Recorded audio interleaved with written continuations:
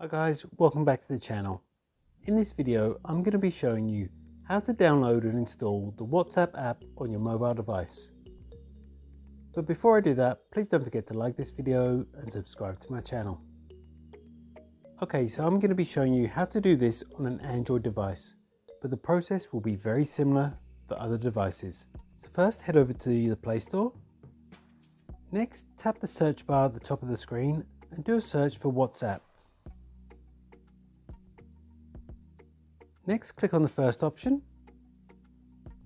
And here I've already got WhatsApp installed on my phone, but this green button would say install.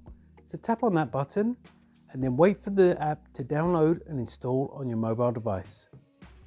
The process may take up to a few minutes to complete. Once complete, all you need to do is tap on the open button and WhatsApp will be downloaded and installed on your mobile device. If you found this video helpful, I'd love it if you like this video and subscribe to my channel. Thanks for watching.